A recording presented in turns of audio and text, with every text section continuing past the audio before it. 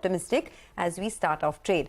But let's invite the management of Indian hotels now on the show to get a sense of what demand and room rates are looking like. Remember, the company had told us earlier they expect an 8 to 10% jump in occupancy in the second half. There are also so many long weekends coming up. There's a recent note by UBS that says that there is no sign at all of any momentum slowing down.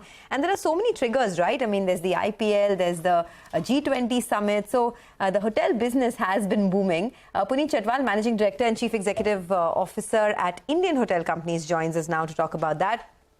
Puneet, good morning, and always great speaking with you. It's a subject all of us love, right? Travel, hospitality, the hotel industry. But tell us a little bit about the numbers. What has the occupancy rate been up until now in Q4? What kind of growth do you see, given that there are so many triggers? As I said, there's the G20 Summit, there's the IPL. Morning, Sonia, and the numbers are looking good. The occupancy is at a high 70s when it comes to very important markets like Mumbai or Goa. There is hardly any market below 65% on a year-to-date basis. As far as Indian Hotels is concerned, we are higher than 1920 on occupancy levels. We are operating at more than 100%. And as we reported at the end of Q3, we were far ahead on average rate. So our total RevPAR is trending around 30% above 1920 levels.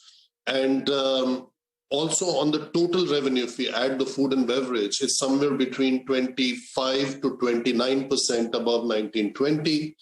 So we are quite pleased with that, and also the business on the books and the outlook for the next 6 weeks or 8 weeks, because we don't have so much visibility, is quite positive, because after the conclusion of the women's IPL, now we start with the IPL on 31st of March.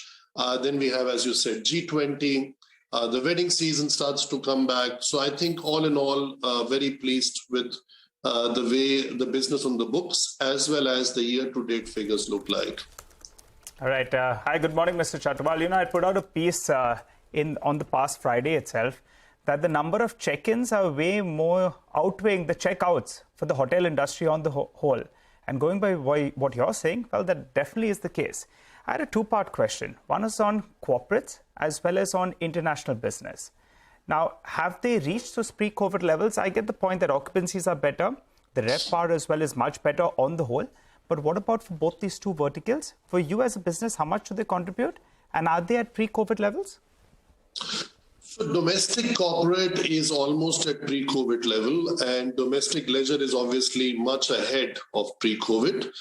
When it comes to foreign tourist arrivals, we are still less than 70% of pre-COVID. Till end of December, it was 60, but there has been some momentum in this quarter. So I think that number would come around 70. But we do believe, all of us in the tourism sector and hospitality, that in the second half of this year, we will cross the pre-COVID. In the second half of, the next financial year, we'll cross the pre-COVID level number. Mr. Chhatwal, hi, good morning. Prashant here.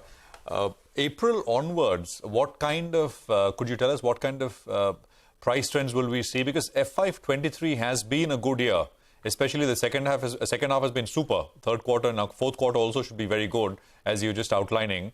But April onwards will, on top of a very good FY23, what kind of price trends should we see?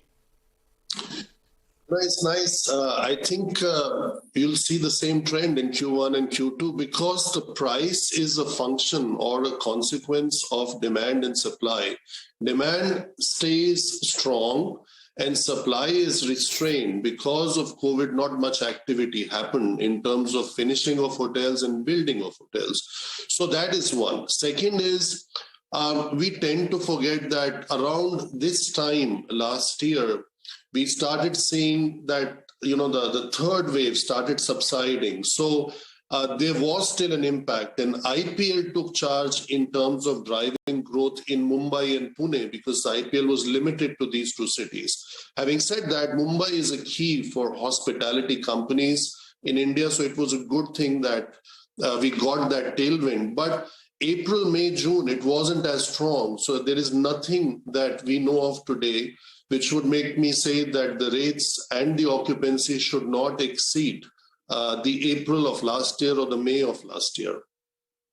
Okay. Given that there's so much demand, right? I mean, are you looking at A, raising any funds to support growth in the near future, and B, any inorganic acquisitions? I mean, you haven't had a history of that, but just asking if, now that demand is coming back in a big way, what would the opportunities be for the company, both in terms of raising funds as well as any inorganic acquisitions?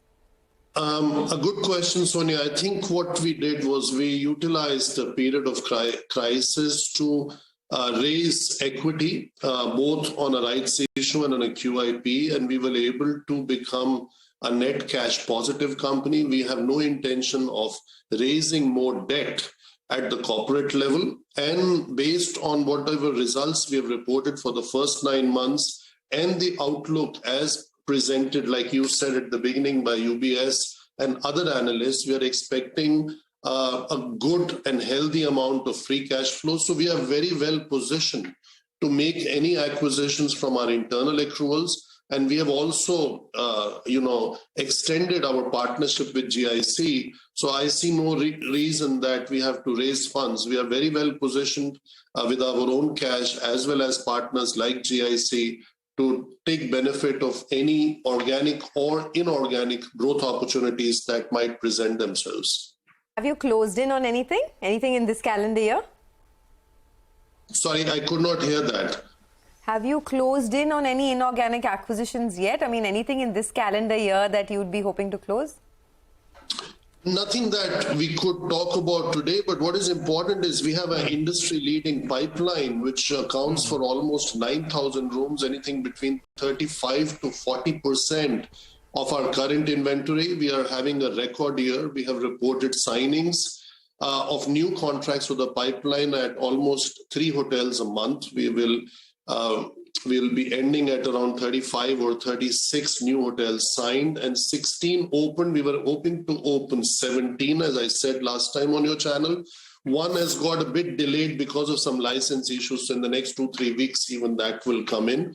So we are actually hoping to open 40 hotels already from the pipeline that we have over the next 24 to 28 months. So that is, and almost all of that is on an asset-light model. So we are not expecting any kind of startup costs, any kind of big, startup losses or anything. They will all add on the basis of a fee-based model to our margins, to our growth. And if any inorganic opportunity comes, yes, we are there, but we'll, carefully check as we have made a lot of effort in last 5 years to get to the optimal capital structure.